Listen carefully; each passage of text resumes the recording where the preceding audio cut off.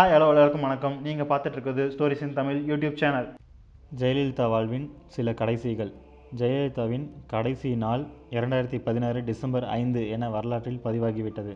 இதேபோல ஜெயலலிதா வாழ்வில் கடைசி என்று வரலாற்றில் பதிவாகப் போகிற சில நாட்கள், சில நிகழ்வுகள், சில சம்பவங்கள். வேதா நிலையத்தில் கடைசி நாள். போயஸ் கார்டன் வேதா நிலையம்தான் ஜெயலலிதாவின் வீடு. இந்த உலகில் அவருடைய உணர்வோடு கலந்த ஒரு இடம் வேதா நிலையம். ஜெயலலிதாவின் வாழ்க்கையில் வேதா நிலையம் மிக முக்கியமான பாத்திரம். அந்த வீட்டில் ஜெயலலிதாவின் கடைசி நாளாக இருந்தது செப்டம்பர் 22ஆம் தேதி.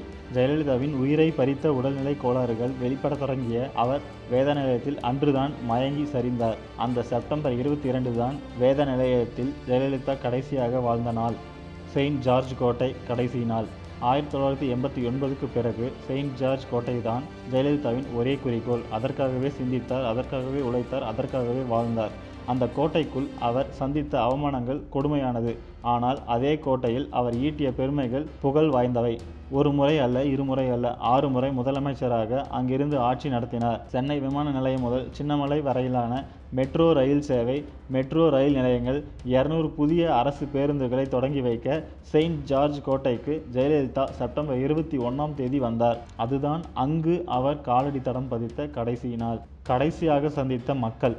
தமிழ்நாடு மகளிர் மேம்பாட்டு நிறுவனத்தின் மூலம் செப்டம்பர் 21ஆம் தேதி செயின்ட் ஜார்ஜ் கோட்டையில் ஒரு நிகழ்ச்சி ஏற்பாடு செய்யப்பட்டு இருந்தது.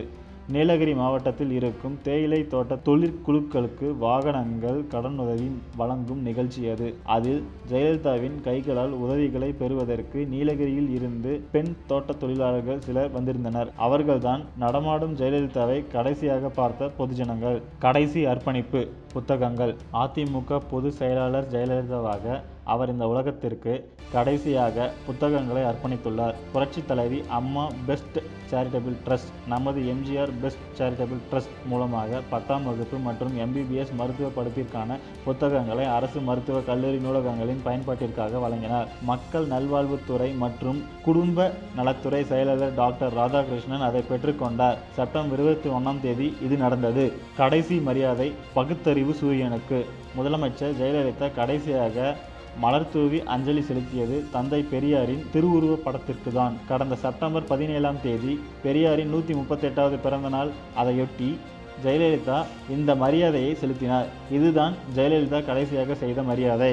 கடைசி இரங்கல் இசைக்கலைஞனுக்கு. கர்நாடக இசைக்கலைஞர் பாலமுரளி கிருஷ்ணா நவம்பர் 22ஆம் தேதி மரணமடைந்தார். அவருக்கு முதலமைச்சர் ஜெயலலிதா இரங்கல் தெரிவித்து அறிக்கை வெளியிட்டு இருந்தார்.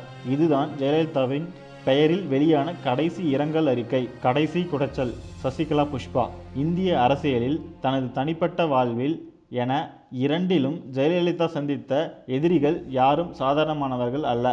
ஆனால் அந்த ஜாம்பவான்கள் யாரும் ஜெயலலிதாவுக்கு கடைசி நேர குடைச்சலாக இருக்கவில்லை. ஆனால் ஜெயலலிதாவால் அரசியலில் அங்கீகாரம் பெற்று ஜெயலலிதாவால் பதவி கொடுத்து அழகு பார்க்கப்பட்ட சசிகலா புஷ்பா கடைசி நேரத்தில் ஜெயலலிதாவை அகில இந்திய அளவில் சர்ச்சைக்குள்ளாக்கினார். இந்திய நாடாளுமன்றத்தில் வைத்து ஜெயலலிதா மீது புகார் வாசித்தார் சசிகலா புஷ்பா.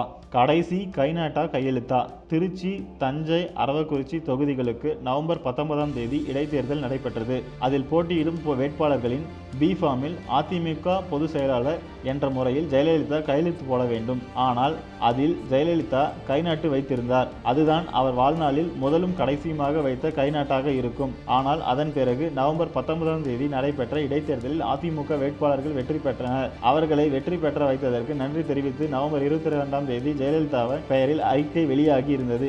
அதில் இருந்த கையெழுத்து தான் அதிகாரப்பூர்வ ஜெயலலிதாவின் கடைசி கையெழுத்து. கடைசி நாட்கள் 75. செப்டம்பர் 22ஆம் தேதி அப்போலோ மருத்துவமனையில் சிகிச்சைக்காக ஜெயலலிதா சேர்க்கப்பட்டார். அன்றிலிருந்து அவர் உயிர் பிரியும் கடைசி தருணம் வரை அவர் அப்போலோவில் தான் இருந்தார். ஜெயலலிதா தன்னுடைய வாழ்நாளின் கடைசி 75 நாட்களை அப்போலோவில் கழித்தார். அரண்மனை போன்ற வேதா நிலையம், அதிகாரம் செலுத்தும் செயின்ட் ஜார்ஜ் கோட்டை, சிறுத்தாவூர் பங்களா, கொடநாடு எஸ்டேட், ஹைதராபாத் திராட்சை தோட்டம் என்று எதுவும் கடைசி நாட்களில் ஜெயலலிதாவுக்கு பயன்படாமல் போனது. கடைசி சட்டமன்ற உரை. 6 முறை முதலமைச்சராக இருந்த ஜெயலலிதா 15வது சட்டமன்றத்தின் முதல் பட்ஜெட் கூட்டத்தொடரில் பேசியதுதான் அவருடைய கடைசி சட்டமன்ற உரை. அந்த உரைகள் அவருடைய துறை சார்ந்த மானிய கோரிக்கைகளில் பேசியவை. ஜெயலலிதா கலந்து கொண்ட கடைசி சட்டமன்ற கூட்டத்தொடர் பங்கெடுத்த கடைசி பட்ஜெட் என இரண்டுமே இதற்குள் அடங்கும். கடைசி தேர்தல் பிரச்சாரம் 2016 சட்டமன்ற தேர்தலுக்கு ஜெயலலிதா வழக்கம் போல் பிரச்சாரம் செய்யவில்லை.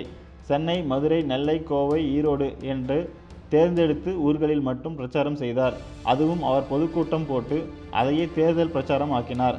அப்படி அவர் கடைசியாக செய்த தேர்தல் பிரச்சாரம் சென்னை தீவுத்திடலில் நடைபெற்ற தேர்தல் பிரச்சாரம்தான். பழிவாங்கிய கடைசி வெளிமாநில பயணம். தமிழகத்தில் இருந்து ஜெயலலிதா கடைசியாக சென்ற வெளிமாநிலம் கர்நாடகம்.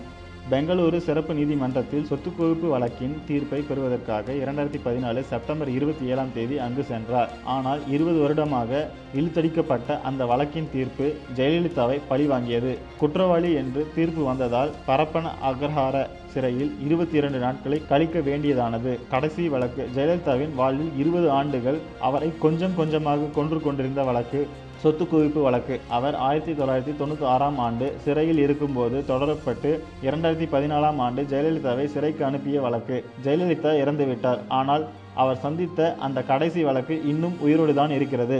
கடைசி தொகுதி RK நகர்.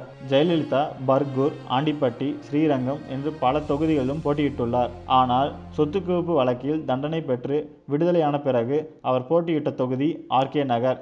அப்போது அந்த மக்கள் தந்த வெற்றி ஜெயலலிதாவை 2016 சட்டமன்ற தேர்தலிலும் RK நகரிலே போட்டியிட வைத்தது. அப்போதும் வெற்றி பெற்று முதலமைச்சர் ஆனார். ஜெயலலிதாவின் இறப்பு முதலமைச்சரை இழந்த தமிழக மக்களுக்கு ஓர் இழப்பு. ஜெயலலிதாவின் இறப்பு முதலமைச்சர், தொகுதி, MLA என்ற வகையில் RK நகர் மக்களுக்கு 2 இழப்பு. கடைசி பயணம். ராஜாஜி அரங்கத்தில் இருந்து மெரினாவிற்கு ஜெயலலிதாவின் உடல் கொண்டு செல்ல இருப்பதுதான் அவருடைய கடைசி பயணம். வணக்கம். சேனலை மறக்காமல் சப்ஸ்கிரைப் பண்ணுங்கள்.